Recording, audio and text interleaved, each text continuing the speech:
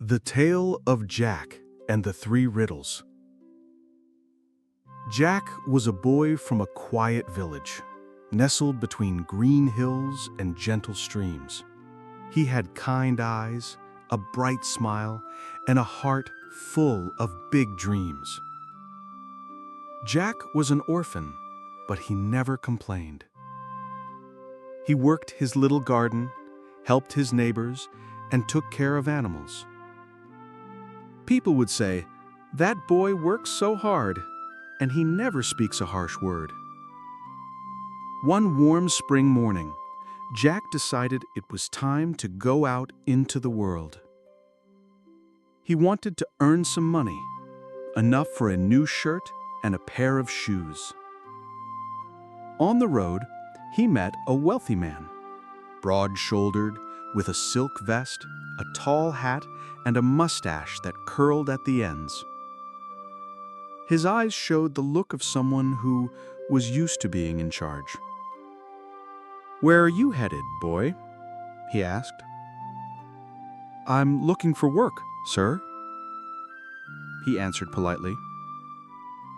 The man smiled under his mustache. "Good. Work for me for a year. You'll have plenty to do, and I'll pay you well. But there's one condition. At the end of the year, I'll ask you a riddle. If you answer correctly, you get your reward. If not, you get nothing." Jack hesitated for a moment, then thought, "I'm smart enough. I can do this. And besides, I need the work." So Jack became the man's servant. Jack worked hard all year.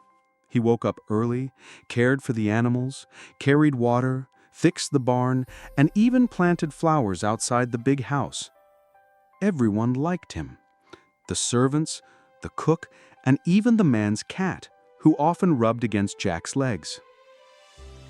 When the year was over, the rich man sat Jack down in a grand hall with a crystal chandelier. "Well, Jack, it's time for your riddle. Tell me, what is purity?" Jack thought about clean water, clean clothes, even a clean heart. But he couldn't be sure what answer the man wanted. The man smiled. "Purity is my cat. She lives in a bright room, gets brushed and bathed every day. Not a single burr in her fur. That's purity." Jack bit his lip, but said nothing. He got no reward, only an old, worn-out suit.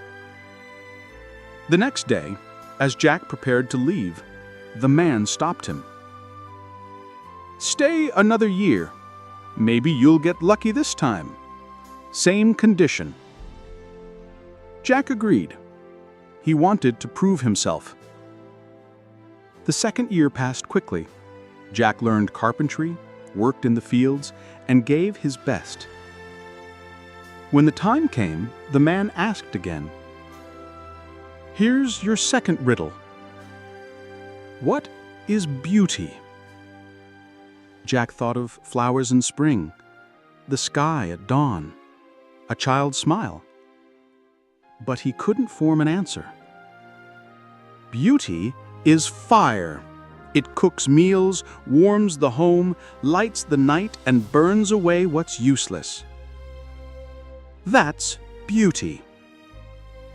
Once again, Jack was left with nothing.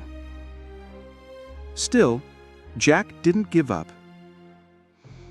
"All right, sir," Jack said.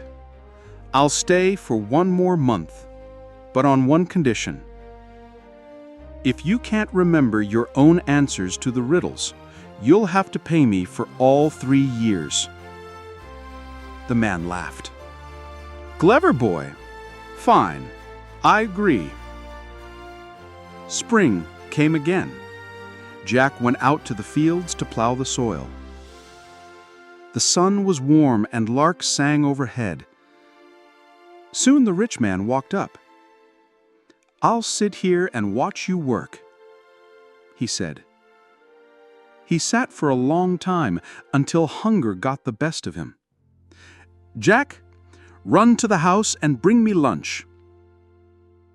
Jack ran toward the manor. But when he arrived, he froze. The house was on fire. Flames roared out of the windows, and up in the attic, trapped between the beams, was the cat. Jack sprinted back to the field. "Purity carried beauty to the rooftop. Bring grace or your house will be lost," he shouted. The rich man stared at him. "What are you saying?" "It's simple," Jack said firmly. "Purity is the cat. Beauty is fire. The cat ran from the flames to the attic, and now everything is burning, and grace is water. Without it, your home will be gone." The rich man turned pale and rushed back to the manor. And everything was just as Jack had said. From that day on, the rich man changed. He borrowed money and paid Jack honestly for all 3 years of work. And Jack returned to his village with dignity, wisdom, and respect. Because patience, kindness, and a clear mind are always rewarded.